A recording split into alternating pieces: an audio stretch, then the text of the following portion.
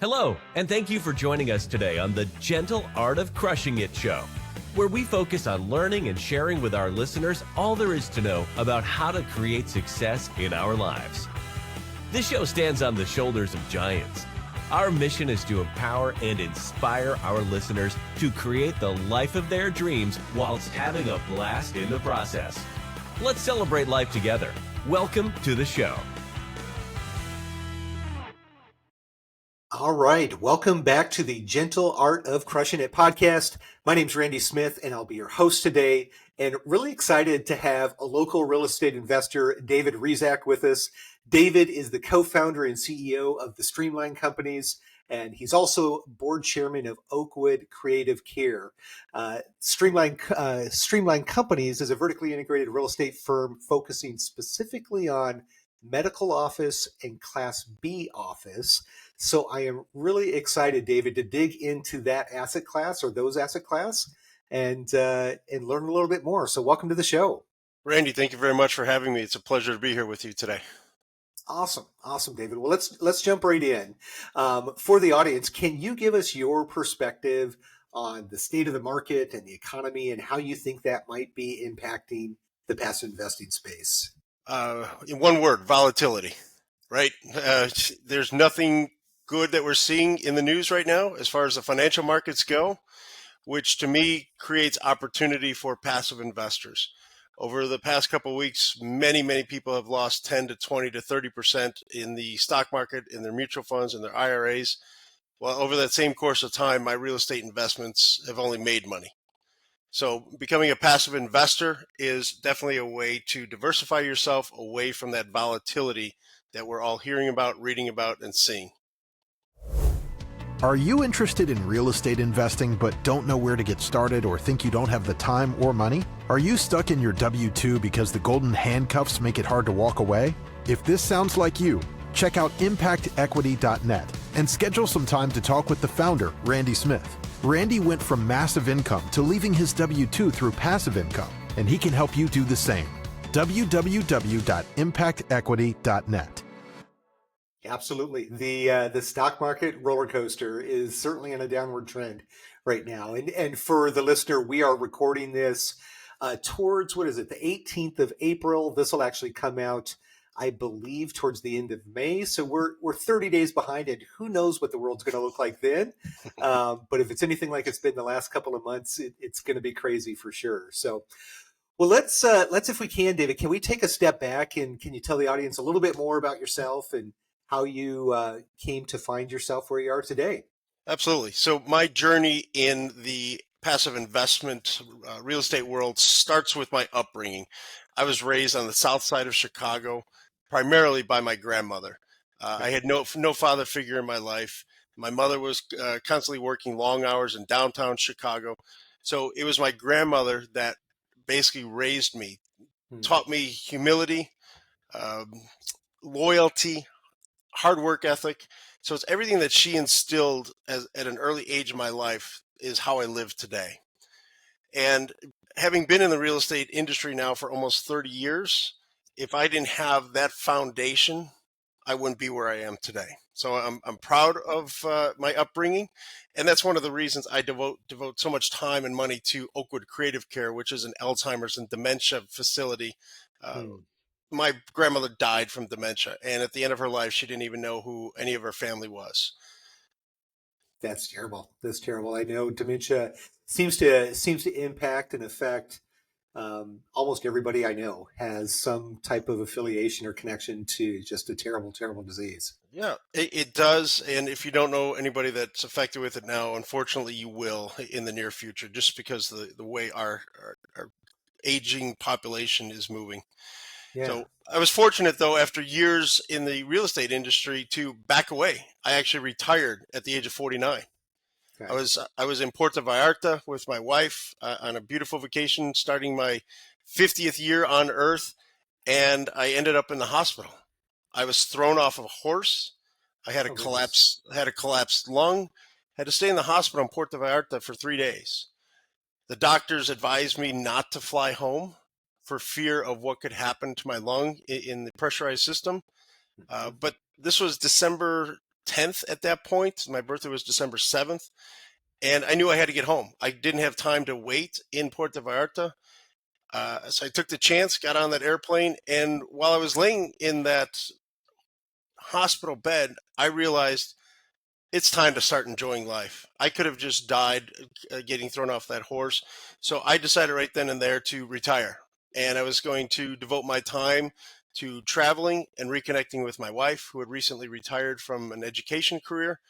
And it was that time to be ours. We were empty nesters. We had done everything we needed to do. Sure. But that only lasted for about 10 months. Okay. After we traveled the world, I decided I didn't miss the negotiation. I didn't miss the deals. I missed the purpose. I developed a new purpose in forming the Streamline companies to help others, to teach others, to help them create the wealth that I was fortunate enough to do through my career. So I reinvigorated my company, my ideas, my philosophies as a primary motivation to help others learn about passive real estate and bring others into the success that I've had. Love it. Love it. And so, and how long ago was that? That was 2.5 years ago now. Okay. So right before my 50th birthday is when I decided to make a return to the industry. Got it. Okay, so you and I are about the same age. I'm 52, and I guess if my math serves me right, we're pretty close to each other in that respect. So, all right. So you take a 10-year or a 10-month hiatus. You go. It's funny. I hear like generally high achievers. They're not the type that are going to go sit on a beach with umbrella drinks for too long before they start getting antsy and want to get back and start doing something. So it sounds like you've kind of had kind of a similar path. So you come back with kind of renewed focus and this desire to really help and inspire and educate and it really teach folks like all the many benefits that you've been able to experience from real estate. So what is the structure of the business look like? What are you guys focusing on? How do you fulfill that desire to educate and inspire the passive investor? Yeah, so we're all in on medical office and Class B office buildings, primarily in Phoenix because it's such a high growth market. Our population is growing. Our population is aging. There's new corporations moving in on a daily basis that has needs for ancillary services that fulfill the occupancy of these types of buildings. Yep. So when we relaunched the Streamline Capital Group, we were successful in purchasing a $5 million office complex in Phoenix. It was a value add situation. Okay. Because we're vertically integrated, we always look for opportunities to go in there with capital improvements through our construction company. We're able to manage that in-house. Any of the tenant improvements are done in-house. And then throughout my 29-year career, we've developed a great property management program as well. So from acquisition to construction to asset management, everything is kept under one roof. Okay. And I also have a great partner who is our in-house legal counsel as well. Fantastic. Okay. So maybe if we can you step back a little bit and talk about those years before that, kind of the aha moment when you fell off the horse? Can you talk like what was your business and career like? Obviously there was experience around real estate, but what were you doing there? So I started out as a broker and property manager in the suburbs of Chicago. Okay. I was selling investment properties. So I was working with a list of active investors that we were doing everything the institutional guys did not want to do. So our clients at the time, 30 years ago, were $500,000 to $5 million. Obviously, that's a different number today, but it was doctors, lawyers. So I started out in that realm as a broker, and then I was able to find a great partner who was in the trades, and he knew everything about the trades that I didn't at the time. Not having a father figure, I didn't know how to pick up a hammer, grout tile. I didn't know how to do those things. So I had a great partner, and we started investing for our own portfolio. Okay. Typical story, like a lot of people, we started with single family homes. We would buy one, rehab it, flip it, take the money, move it into the next project. Ultimately, we got into new construction of spec housing, which was a great time between 2002 and 2007 for us in the Chicagoland market. We did extremely well. And then ultimately, went back to my roots of commercial real estate and started buying, building, and investing in retail, office, industrial. I've built, owned, and managed every asset class there is, with the exception of mobile home parks and storage facilities. Wow. Okay. So my diverse career has allowed me to gain knowledge across all aspects of the real estate industry. I love it. Very good. So you kind of have the lens where you've seen across multiple asset classes and now actually multiple markets as well between Chicago and Arizona. And yeah, that has to be a unique skill set that not many have, being able to focus so much on two different geographies. So what brought you out to Arizona then? Well, I originally graduated from Arizona State 31 years ago, met my future wife there, and we went to Chicago primarily because I had a job in the financial markets. Okay. I was working downtown Chicago in a beautiful high rise, one of the most iconic buildings ever as a 22-year-old, but I hated the job. Sure. So that's when I got into the real estate. But after 18 years of Chicago and Illinois, Arizona called me home. The weather, the weather, the cost of living, the politics. I traded in my snowblower for salt on our margarita glasses. There you go. There you go. I'm from the UP originally, so I understand the need to get away from the cold to get out to sunny weather. So I love the UP. I try to get there at least once a year, if not every other year, because we have friends in that area from Wisconsin and Canada as well. Yeah. Very cool. Very cool. Well, let's dig into medical office. I'm intrigued by that space. You know, we hear about the silver tsunami and the growing aging population, and that will obviously lead to higher demand in the medical office and surrounding asset classes. So tell us a little bit about this and why you've landed there. Well, throughout my career of owning every different class of real estate, medical office has been my most stable throughout my career. I purchased a building in 2009 in the suburban Chicago market, completely remodeled it, and it's been 100% leased since 2010, wow, since we finished the construction. Doctors are creatures of habit. They don't like to move because, number one, they have a significant investment into their space. You don't get that typically with a multifamily property or a retail property. If somebody grows the retail business, they need more space. They have to move out, right? Yep. Doctors, I've gone to the same doctor for many years that I could tell they've been there for about 20 years, yeah, primarily based on the age of the fixtures within. And that's one of our key factors. When we buy a property, we love to upgrade it so that we can bring it up into today's values and ultimately increase rents and control operational expenses through that process. So now, do you end up putting in like the patient rooms and all of the equipment, or do the doctors generally, is that their expense usually? Each doctor is different, but typically we can amortize it into the lease. The doctor can contribute a portion of it, or we can give it away as free rent as well. I've been fortunate enough to be involved with some large hospital systems with deep pockets where they wanted specific things and they were willing to pay for it. Mm-hmm. So even in my own properties that we were able to put in an x-ray room, mm-hmm, through my construction company. Growing up on the south side of Chicago, I never thought I'd be building an x-ray room and ordering lead-lined walls and the bracing equipment to hold the x-ray equipment from the ceiling. Sure. So it's really been a journey. Very cool. Yeah, no, that's neat. And yeah, I would imagine, are these triple net leases, or what does that look like? Yeah, primarily in the healthcare field, it's all triple net leases. Okay. And as soon as we buy a building, if it's not a triple net lease, we put any new tenants onto that. And as renewals come up, we switch them over to our triple net lease format, passing all operational expenses back through. Love it. I love it. Okay. So now you said Phoenix, that you're doing these projects in Phoenix. Is it Phoenix proper, or is it East Valley, West Valley, all around? All around. And because we manage every property, I don't want it to be too far away from our core area.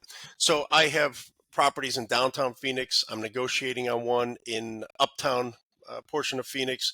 And then we house our headquarters out of a building in the East Valley in Mesa, Arizona that Got we it. own. Got it. Very good. Okay. So now I know you mentioned that you've got a project that you're either working on now or one that's coming up. Is this a project you can talk about publicly, or is it something that people need to know you directly in order to get involved with it? Or No, we're a 506c fund that we have open okay. right now, so I can talk about it till people are bored listening to me. Well, let's do that. Let's talk a little bit about the details. So, Yeah, how big of a fund are we talking here? Is this 3 million, 10 million, 100 million? What's the 15, size? 15 15 million. million. Yeah, Okay. it's an odd number, right? Typically people go 20, 25, or 50. I chose 15 because it was my first fund. I've Okay. done 24 years of single asset syndications prior to this. Okay. So I wanted to kick off my first fund to raise $15 million. Okay. That will be leveraged to purchase around 4 to 6 of these properties in the Phoenix market.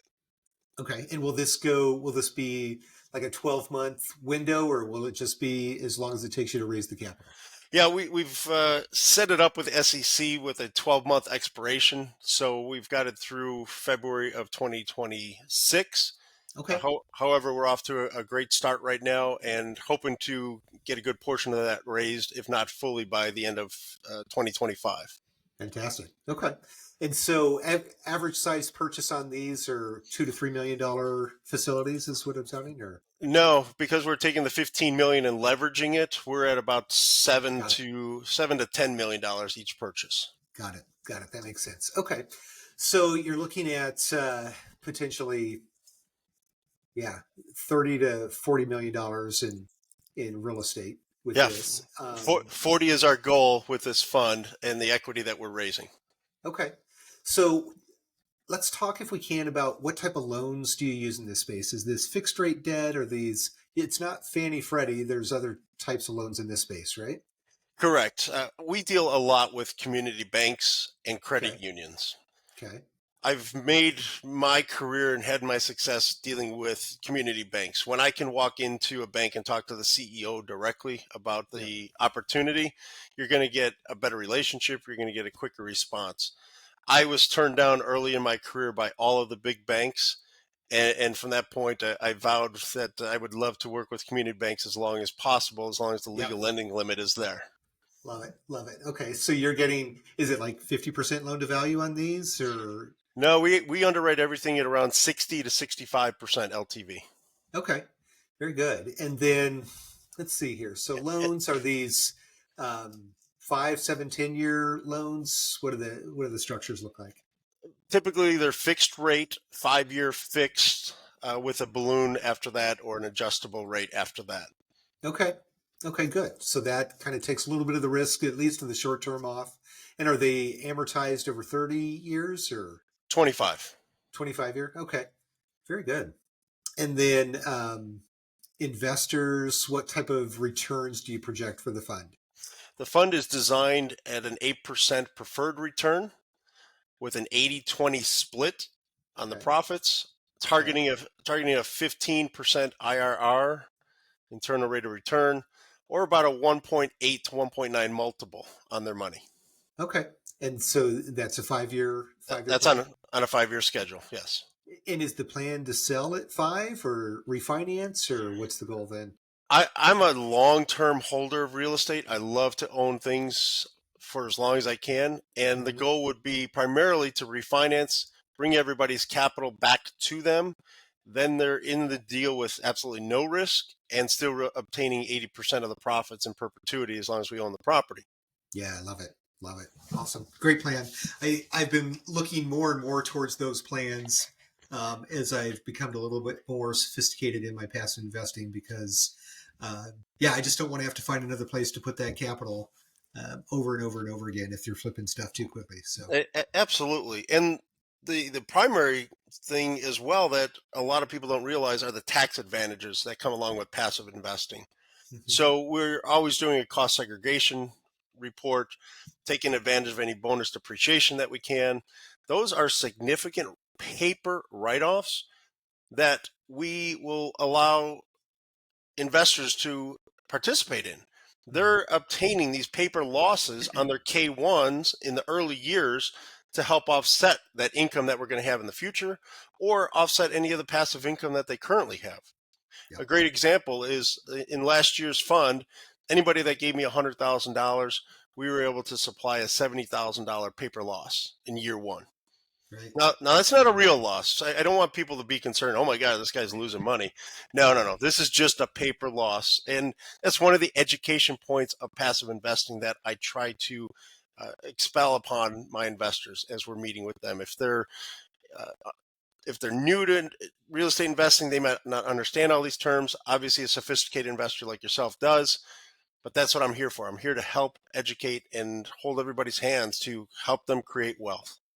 Awesome. Yeah, no, I love it. We talk a lot about cost segregations on here. We've had a number of cost seg experts kind of walk us through, and of course, we're all fingers crossed we're going to see the 100% accelerated depreciation coming back, but who knows? So, well, let's if we can. We always know, like, the number one due diligence question is track record. So, for a new investor that's coming in and talking to you, talk to us about your track record in full cycle deals in this space.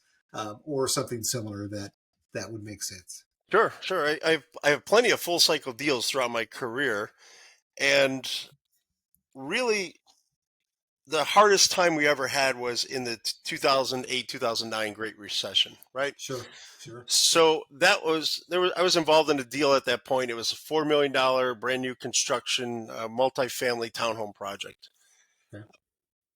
We started putting in the foundation, started building these properties, and the economy just fell apart. Okay. A few months later, my business partner died. Oh, goodness. I'm left with a 50% built asset, $4 million in debt, working with a local community bank. And if it wasn't a local community bank at that time, if you remember, banks were foreclosing on properties and selling them for 10 cents on the dollar. Yep.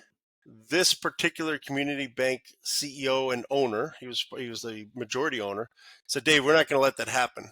I'm not going to let the government take my bank. I'm not going to let the government take your property. So we're going to work through this together. So that was a project where we had to pivot quickly. Mm-hmm. We finished the construction of the project and we rented everything out instead of putting them up for sale.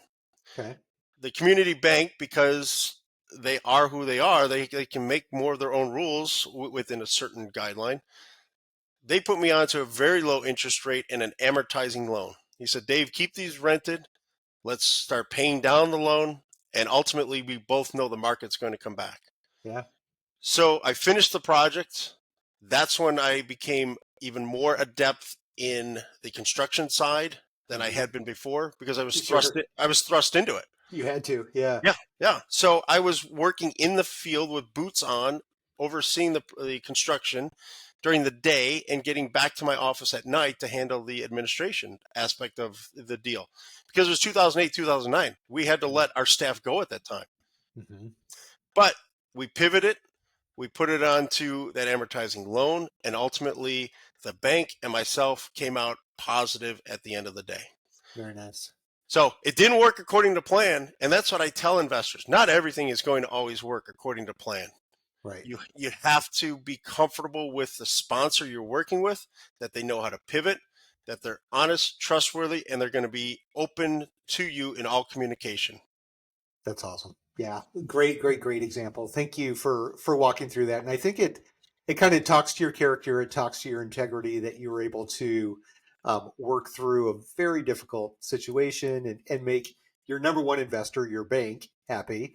And then hopefully if you had any other investors involved as well, that they were made whole as well. So yeah, and as I've grown my business since then, that CEO of the bank has become one of my greatest supporters. I love it. Well, now, do you have other projects that you are currently managing that you've acquired over the last handful of years, or are you starting fresh again? No, we have approximately $20 million under assets under management right now. That's over the two projects that we've purchased in the last 2 years of Streamline Capital Group being open. Okay. And then I still manage my medical building in the Chicago market as well. I love it. And then the two that you bought over the last couple of years, are they performing well? And kicking off distributions and investors are happy with you? Well, one is performing better than the other, Sure. but we're not losing money on the other one either. Love We it. bought the first deal we bought was a big value add. We put over $1 million of improvements into it. Okay. Right away, we took an antiquated building that was 40 years old that hadn't been updated in 40 years. Yeah. Went in there and built spec suites, did capital improvements on the interior, new signage, new parking lot, landscaping, roof, HVAC Nice. to create a better asset. So we've increased the value of the asset through our improvements. Okay. And now that we've turned everything onto triple net leases, we've touched every lease in the building on a renewal and put the majority of tenants onto that. We lost some tenants, of course. We knew that was Sure. going to happen, but Sure. we've also gained new tenants at higher rates than the building was previously acquiring. That's our first deal. We're going to do extremely well with that. It's just taking a little bit longer than we had Sure. thought. I thought it was going to be a 24-month stabilization, but nobody thought interest rates were going to rise and the economy was going to slow down as much as it did over the last 24 months. Of course. Yeah. Our second project in Mesa, Arizona, we bought with some vacancy in here. We did the same thing. We call it the Streamline process. We go in there, we buy the building, we rebrand it, rename it, improve the exterior, make it a better home for these businesses. Mm-hmm. And now we're 100% leased in this building on all triple net leases. Love it. And so now being, because you were a broker back in the day, are you networked pretty well here in the Valley with other commercial brokerage? So they know when you're buying an asset that you're going to come knocking and ask them to fill it up, or absolutely. And they bring me the assets to purchase. So they not do? only, Okay. yeah, I've got a great network of brokers that I'm working with here in the Phoenix market that send me deals every day. And Okay. as any investor typically does, I look at more deals than I actually do, right? Of course. We underwrite deals, and especially in today's economy, today's world, there's a disconnect between buyers and sellers on actual price. Yep. So it takes a while to get the right deal negotiated, but we put so much time and effort into it up front because of our vertical integration process that once we do set our minds on a deal, we know it's going to be a home run for our investors. Love it. I love it. And then one final question before we kind of move over to the final five. I'm curious your thoughts on heavy value add, lots of tariffs going on, fluctuations in cost of goods. How do you see that impacting your business plan, or do you yet see it impacting that? So this is my personal opinion on April 18th. We'll see where it is when it comes out. Yeah. I think the whole tariff game right now, I'm going to call it that, is a negotiation to get some other things accomplished in America. I think it's going to reset the playing field for American businesses. And ultimately, it's part of the negotiation game for, I think, getting a great tax package produced later in the year. Okay.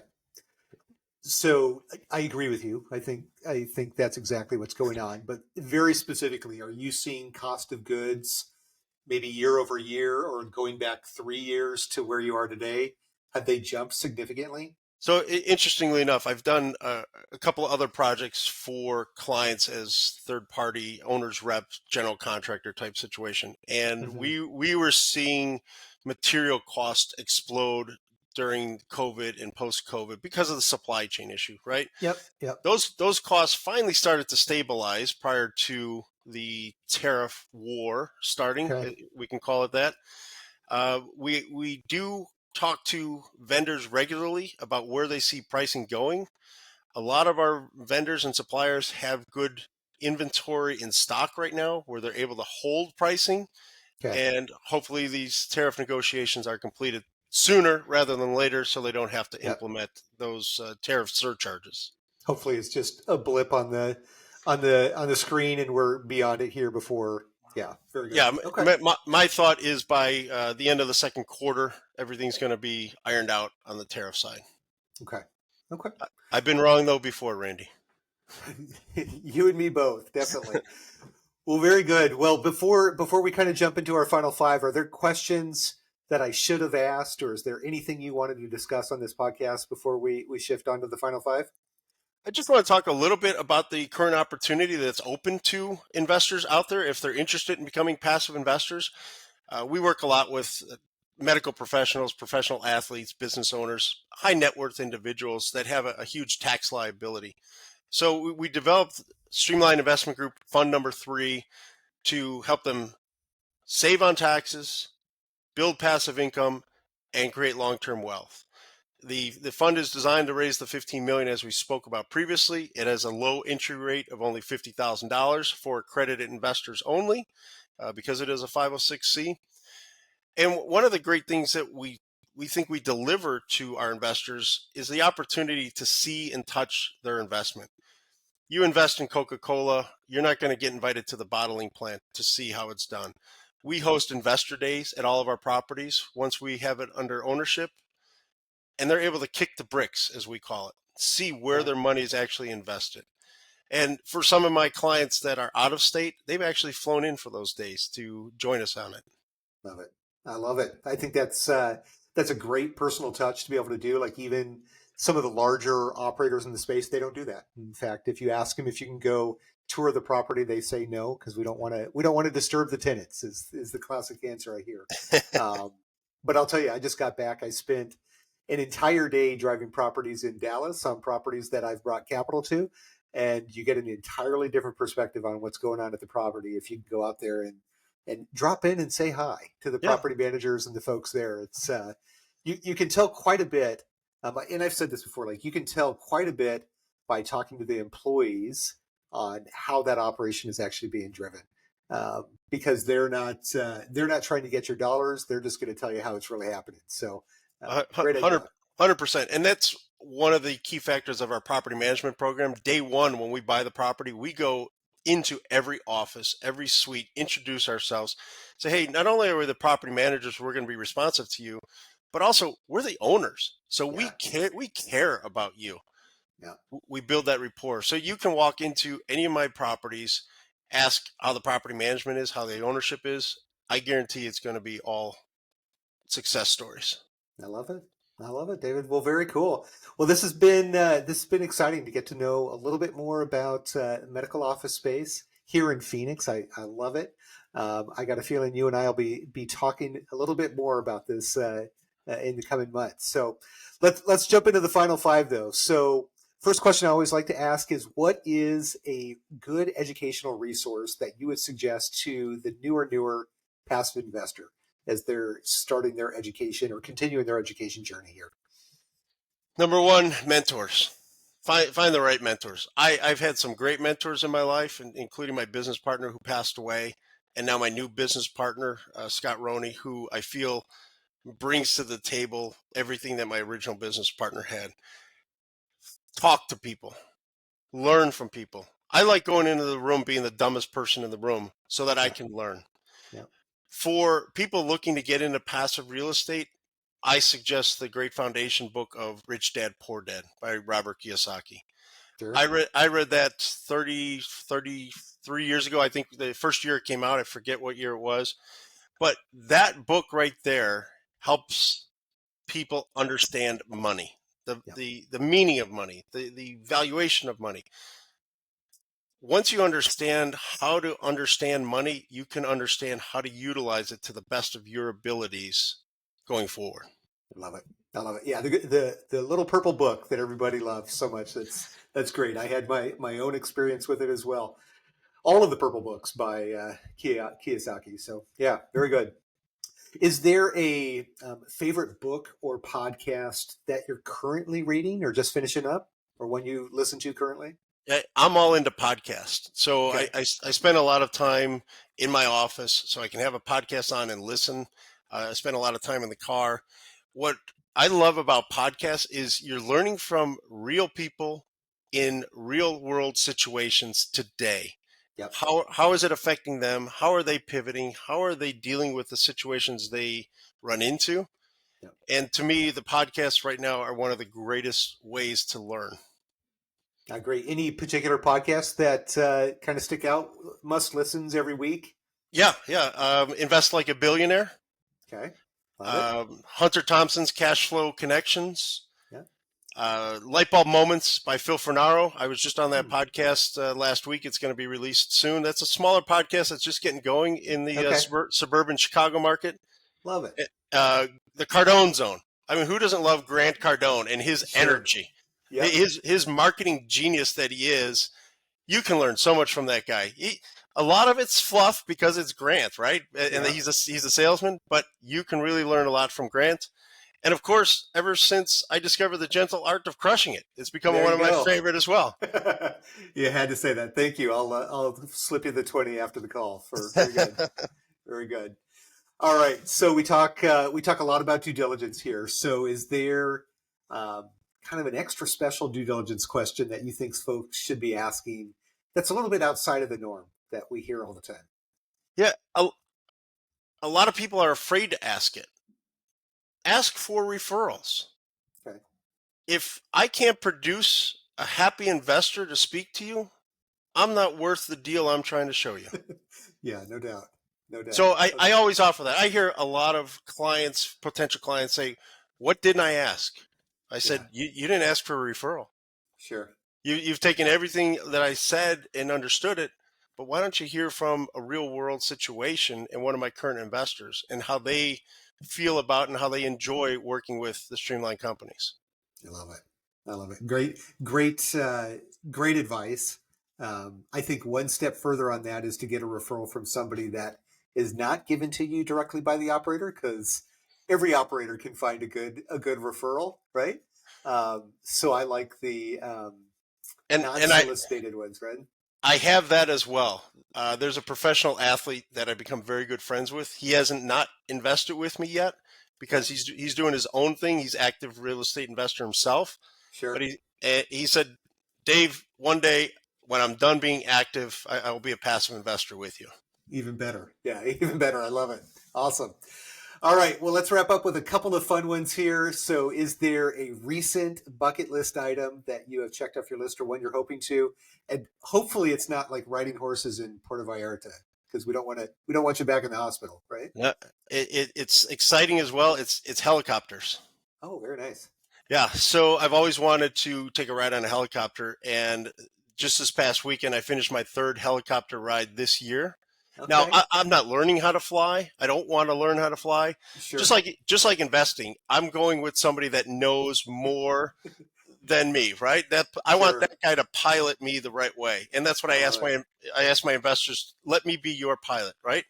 So earlier this year, I was fortunate enough to take a ride with the Mesa Police Department helicopter. Okay. Then my wife and I took a helicopter ride over the island of Kauai for our 30th anniversary.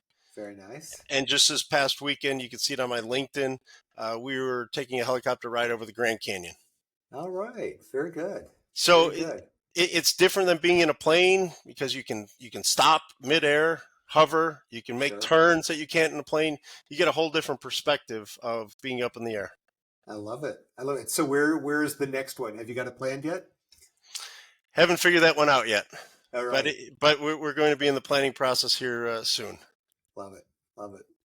All right. Final question then, David. Where would you put $100,000 if you had to invest it today and you couldn't put it in your own deal? Yeah, I put it in one of two places right now. I'm a big fan of the whole life insurance and infinite banking system. Okay. Not a lot of people know about that right now. Insurance. Why do you want insurance? Well, it creates liquidity. It grows your wealth. You can borrow against it and finance the big purchases through the wealth and cash that's being accumulated in these policies. Yep, absolutely. I love it too. Secondly, I haven't found it yet, but I think the AI is an amazing creature right now.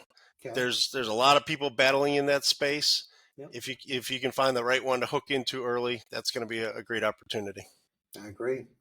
I absolutely am fascinated with AI, and it seems like I'm finding a new tool every single day. And like you said, who's going to make it through it and be the big winners? I'm not sure yet, but there will definitely be a bunch, I'm sure. Yeah, a lot of people are worried about AI replacing people. I see it in our business as a way to supplement and complement what we're doing. Absolutely. It's giving us some great insight and thoughts that we would never think of or not able to pull out of our brains as fast and as well as good as AI can. Yeah, I created a presentation yesterday in literally 90 seconds, and it would have taken me hours to create this thing with a free AI tool. Yeah. And it looks far better than what I would have created in the first place. So yeah, we're in the same situation right now. We've hooked up with an AI coach here in the Phoenix market, and she's been invaluable in teaching us AI. I love it. I love it. Awesome. Well, David, this has been a lot of fun. It's been good to get to know you and learn more about your business. And as I mentioned before, I'm sure you and I will have other conversations. But thank you so much for being on the show. This has been a lot of fun. Randy, thank you very much. I appreciate your time. I appreciate your professionalism, and keep bringing out some great podcasts because people learn every week from those podcasts. I love it. All right. And to the audience, as always, we want to thank you as well for joining us here today, but continue your education journey in the passive investing space. And just as important, if not more important than that, is make the decision to invest in your first or in your next passive investment. Both David and I are convinced that once you do, you will just wish that you had started that much sooner. So be sure to join us again next Thursday for another great episode. And thank you again for joining us here today. Thank you. Thank you, Randy. Well, there you have it, ladies and gentlemen. Another episode of The Gentle Art of Crushing It. It was an amazing episode. We know we sure learned a lot, and we hope you did as well. We want to take a second and thank you so much for viewing or listening to this episode. And please just know that we only ask for one favor, and that is to make this life magnificent. Thank you, and have a wonderful day.